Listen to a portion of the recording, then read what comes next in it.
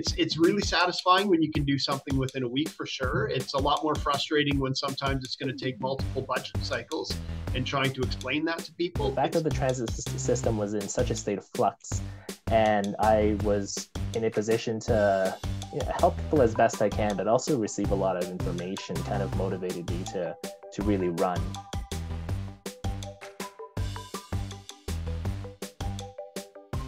Hey everyone, Vincenzo Calla here with Calla Productions. Today, I'm sitting here with Barrhaven'S councillors, David Hill, Ottawa City Councillor for Ward 3, Barrhaven West, and Wilson Lowe, Ottawa City Councillor for Ward 24, Barrhaven East. Thank you, David and Wilson, for your time, and welcome to Let's Discuss Politics. Thanks, Vincenzo. Happy to be here. Well, very happy to be here with both of you for one of these very last interviews I'm doing until my hiatus for the next little while, but very happy to sit down with you. And it's been almost a year since the election. So really convenient timing that we're sitting down here. I interviewed you both during the campaign, but very great to be here a year later. So let's talk a bit about your stories and how you got into this right now, where you are right now. So it's called David and Wilson Stories, talking about your story. So first of all, I'll start with you, David. Can you just tell the audience, some people who may not be familiar with your story, a bit about your story, how you got your start in politics, and how you came to run for city council last fall?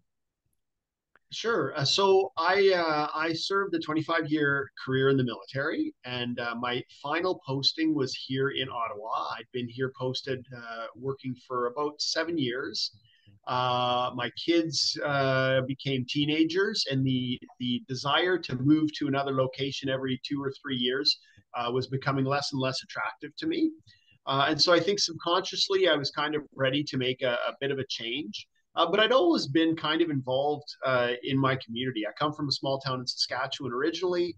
My parents knew everybody in the community. And I know that during my military career, because I had to move so frequently, that was something that I really missed and, to be honest, kind of yearned for. And so my last posting here in Ottawa, I got quite involved, mostly because my kids were involved in sports and such. So I'd be a coach of their sports teams, or, there was an outdoor rink right across the street from me in the park. And so I got into cleaning that up. And then, having cleaned that up a few times, the community association, and I got to engaging, and I thought, this is something I enjoy doing. So I started doing that kind of regularly. And then just, from being involved in the community, down the street from me was the Haven, which is the multi-faith housing initiative,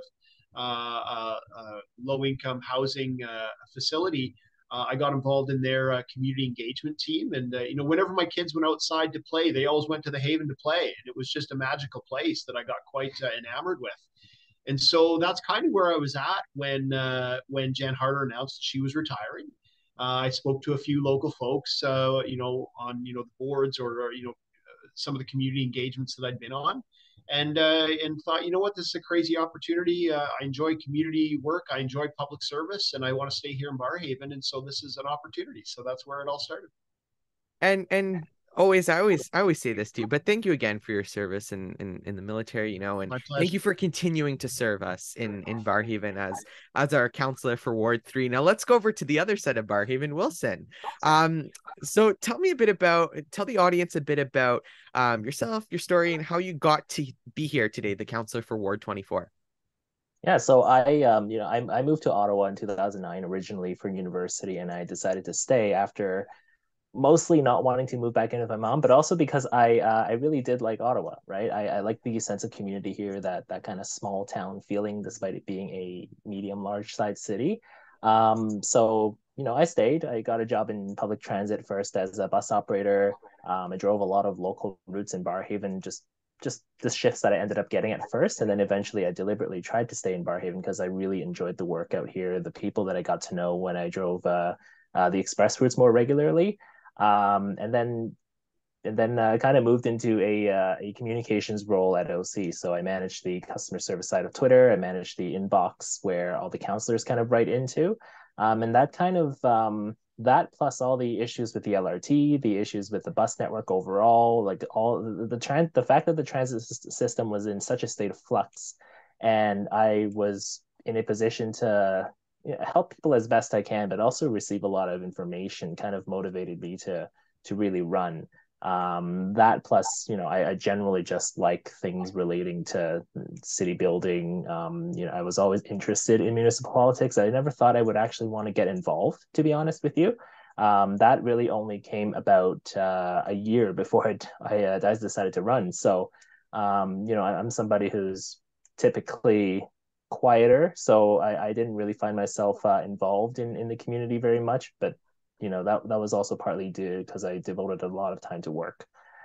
So when that opportunity came up, when the new ward was created, I decided to run. At first, Carol Ann Meehan, the incumbent at the time, was one of my opponents, but she decided to withdraw at some point, and it kind of sort of paved the way for me to work a little harder to kind of really deserve what I ended up getting.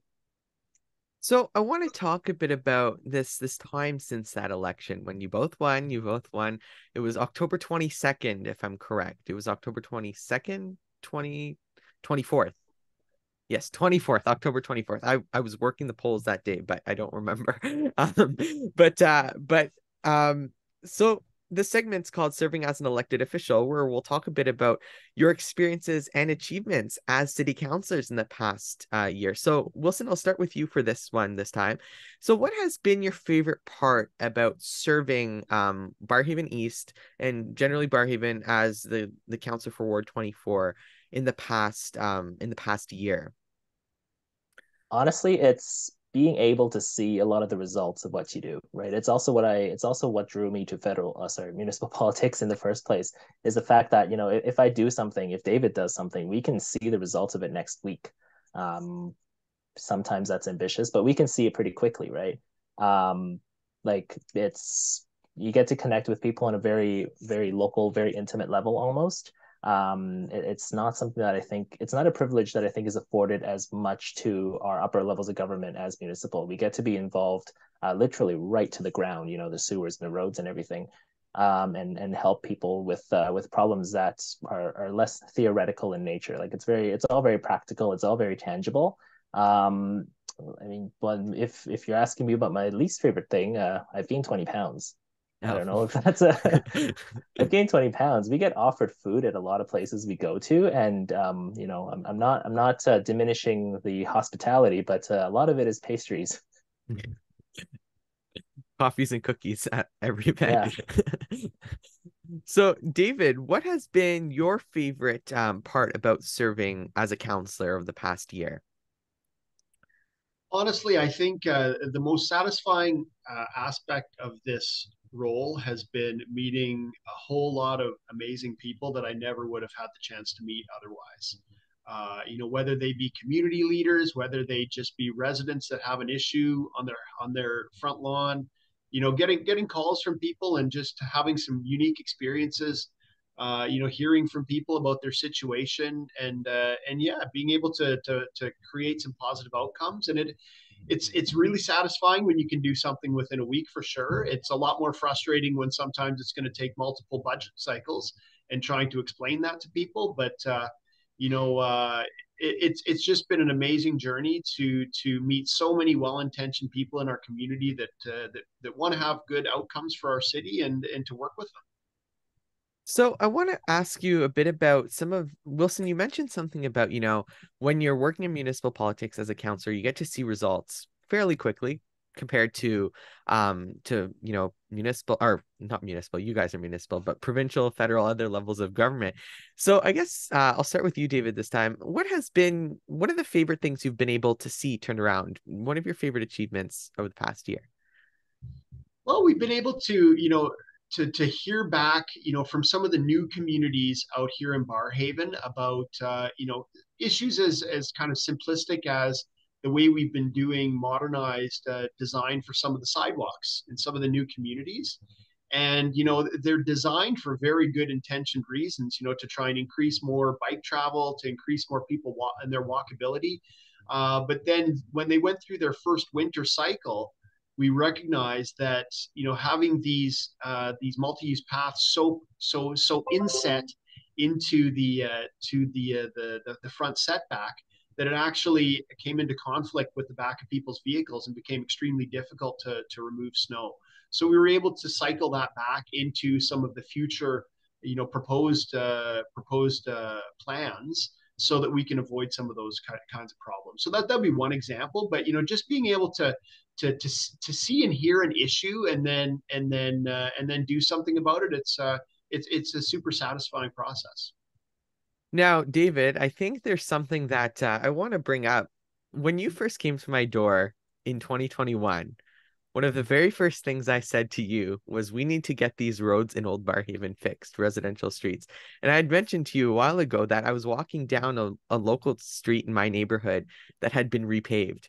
And the joy that brought to my face when I saw that a local street was repaved and no longer cracked was very great. And just very happy to see these improvements, going on as we have all these new communities being built, but we have our communities that have been here for many, many years. So seeing this sort of investment and upkeeping it is very, very great. So thank you for that personally. I think, Vincenzo, that we have that's really unique in Barrhaven is you have some of the neighborhoods that are older with some of the older infrastructure issues, but then we have a lot of newer ones too. And it's interesting because it's not a homogenous beast that we have out here in Barrhaven. There's not a lot of unique entities that we need to think through. So yeah. So Wilson, I want to go to you now. What has been some of your favorite achievements and things that you've been able to see done as a councillor over the past year? Yeah, so a lot of the stuff that we do is kind of rinse and repeat. But every time it kind of comes back, we can learn from each increment or each incarnation of that same problem, right? Like what David said there about future designs for sidewalks in new communities. For me, I could be dealing with bylaw for an issue in an existing community 7 times in a few months, and each time I get better at, I think at least I get better at it because I learned from the last one, or I know who to reach out I know what the process is, what my limits are in terms of actioning a bylaw request is. So it's that ability to learn very quickly and then use that knowledge right away, because when a lot of times when you learn something and you don't get to use it, it just goes away, right? That's why my French is so bad. But it's that ability to do that. It's that ability to kind of share that knowledge as well at a very practical level. So if you're telling somebody about the sidewalk pilot that we just recently did, I think both our wards, if we're if I'm sharing information about that sidewalk pilot, I can just say, we've seen these sidewalks like these like that in our communities for X number of years. We're finally going to do something about it to try to speed up the repairs or make the process more efficient. It's things that we can communicate on such a ground level, and something that they can see we're talking about is truly rewarding for me. So I want to go into the last segment now, which is called The World of Politics Around Us, where we'll talk a bit about this world around us. And this is where the big fun conversations are gonna happen now. So first off, before we get into issues and before we get into talking about the issues that are happening, I just want to ask, I always like to ask, who inspires you as who was another politician that inspires you as a city councillor? Wilson, I'll start with you. Who inspires you? Put me on the spot there. So I started following municipal politics when Mayor Frank Scarpitti of Markham came to speak at my high school. He's still the mayor of Markham, but in 2007 or 8, I think I was in grade 10 or 11, he came to speak at my high school, told us about the ground level nature of municipal politics. And from there, I just kind of always kept up with it. So I don't know if that's considered an inspiration or not, but he's certainly the reason I started following it. Now, David, who inspires you as a city councillor? Any politician? So I'll start by saying I'm super inspired, honestly, by everybody that I work with at the council table, because I learned so much from them. I know you want me to nail it down to one. Anybody? I'll do multiple. and, Multiple is fine. And I'll do that. You know what? I'm going to say Arnold Schwarzenegger, because he comes from zero political background, just like me. And he makes a bunch of awesome movies, and he kind of shoots from the hip a little bit, and I kind of feel a bit of a kinship with that. So I'll go with him, and I really like Predator. It's a good movie. Well, I think this is for sure. This is the 59th episode of Let's Discuss Politics, and the first time I've ever heard Arnold Schwarzenegger as a response. But you know what? It is a very unique response, and it ties in really well to top 10 in the next show that we're gonna do. But I guess now let's talk about some of the issues going on. So What are some of the issues, some of the top issues that you would like to focus on more? We'll start broadly this way. I guess, Wilson, I'll start with you. What are some of the issues that you're focusing on currently and that you'd like to work on in the next little bit? So we have a lot of traffic related and traffic issues. So whether it's the amount of vehicles on the road or people just motorists just behaving poorly, that's kind of mostly top of mind in this ward. And one of the advantages I have is that my ward is completely built out. So there's no real, I don't have the same growth that Councillor Hill has. So when I'm talking about whenever I try to advocate for things like speed cushions or improved road design, a lot of these are one and done investments. They're not small investments, but they're certainly one and done investments. Like you do it once for the ward and that's it. It doesn't come up again until the road gets rebuilt. Certainly, transit has been a big issue, but I think I don't think Barrhaven's unique in that. We've had the same issues as a lot of the rest of the city in terms of connectivity, the issues with connecting with LRT, the LRT itself, as well as just getting around Barrhaven. Like right now, from the eastern end of my ward, if you work at Costco on the western end of David Hill's ward, it's a 40 to 50-minute bus ride, and that's assuming you make the connection at Fallowfield, right? So, and it's a 10-minute drive. So it's a lot of these connectivity issues that kind of come from legacy commuting patterns that kind of went away mostly, we'll say, since the pandemic. That is a huge focus here. So, David, I want to ask you a bit about that too. What are some of the things that you want to focus on, some of the top issues that you're looking at right now? Well, certainly infrastructure would be probably the top issue because it's complicated, because it takes a long time, because you really need to grind out, multiple engagements and conversations with all sorts of stakeholders to make the smallest amount of progress. Being a suburban ward, we have this conundrum of the sprawl dynamic, right? So you grow out your residential, but you need the infrastructure in order to meet the needs of it, and you need the all of the capacity that goes with it. And so certainly my top issue that I'm advocating and working with the city and my colleagues on is getting Greenbank Road realigned. We've worked really hard over this first year to identify some good strategies and how we can make that happen. And certainly, we're going to continue working with staff over the fall budget season to see what can be done. I think I've got a strategy whereby we can see some success here, but we'll have to let the next couple months go before we get there. So before we go, I just want to ask a few little questions, and the first I'll go to Wilson. So you were working for OC Transpo for many years, and you were part of that. Now you're the city councillor. So what have been some of the things that you have brought? How has it been like, bringing that experience working for OC Transpo to the council table? How has that served you while trying to figure out these, we have these big things going on with LRT, trying to figure out a solution for Barrhaven in the next little while without LRT, and what have been some of the things that you've been able to bring to that with your experience? So whenever something gets described, like I'm often able to picture it right away. Um, uh, let's say they're talking about I don't know, the difficulty of transferring Chinese pasture, right?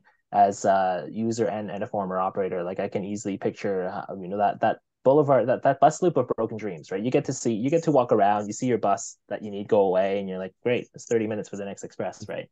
But also as a bus operator, right?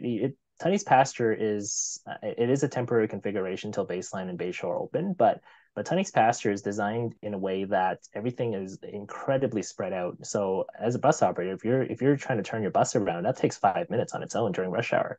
So that 5 minutes could have been the recovery time you get at that station, right? So it's like if you pull in on your 75 5 minutes late, if you pull in your 75 5 minutes late and you had 5 minutes to get back on time at Tunney's pasture, you got to go to the washroom. Sometimes you need to eat because you haven't eaten in X amount of time. So just to spin around the station itself is 5 minutes. Go into the washroom, it's another 5 minutes. So sometimes it's a lot of this experience. It's a lot of these experiences that I'm able to apply when we're talking about things like why is my trip canceled or why are there so many delayed trips leaving the first stop of a route, right? So that's one. But another sometimes something that I do have to remind people of is that I was a bus operator. I don't really have a lot of operations experience on the LRT, but certainly in my customer communications role, I did get to learn a lot about what goes on behind the scenes at the LRT. So in a similar vein, it's a lot of experiential learning, corporate knowledge sort of that I get to apply. And David, I guess a question for you. I just want to ask you a bit about so we have coming up in hopefully I know you'll probably describe this, but I know in your ward, I guess I live in this ward, is the way it's configured is it will have the new Barrhaven Town Center, Barrhaven downtown in it. So what are some of the things you're looking forward to and in building this, and whenever this may be done, what are some of the things you're looking forward to when it comes to building the new Barrhaven downtown? Well, it's an exciting and a terrifying thing all at the same time. It's not every city councilor gets the opportunity to see through, the design of their new city hub, and that's what this is going to be. And it's kind of cool because it's a bit of a greenfield development as well, which is unique because you would think that most communities they kind of grow from the center out, and so this would be, reconfiguring a new old building or reconfiguring a new structure on an old building, but we're going to build this right behind kind of the Cineplex, Loblaws area, which is undeveloped, and so it's pretty exciting to be able to take the concepts that were put forward a number of years ago and agreed upon by all three levels of government who are sponsoring this investment, and now to look at how we can actually implement this. And it's a complex problem. I mean, we need to acquire the land. We need to figure out how this parcel is going to connect to transit. It's going to be on the north-south transit line. It's going to be on an east-west transit line. It's going to be in a walkable area because we're going to be decommissioning a component of Jockvale Road there, which will allow for walkability down to what will be the North Jock Park, and then walking trails on both the north and south sides of the Jock River that will take you all the way out to basically Clark Field in the west and right down into the Burl Gaffney Park system on the east. So it's really going to transform Barrhaven into a really amazing walkable 15-minute community there. And when you couple that with the public transit component of the Greenbank realignment, it's really going to allow for mobility around this community to be that 15-minute community. So it's really exciting. It's an opportunity that we have right now that certainly is a high priority for me from a planning perspective. Yeah, I'm looking forward to getting it done. Well, that's all I have for time today. Thank you, David and Wilson, so much for joining me for this interview. It was great to have both of you on today. Thank you for Thank you very having much. us. Yeah. So if you like today's interview, to the audience, make sure to check out the other part on YouTube for Top 10 on Friday if you're watching this at the date of the premiere. So Let's Discuss Politics is a VCala production. Until the next video, I'm Vincenzo Cala, signing out.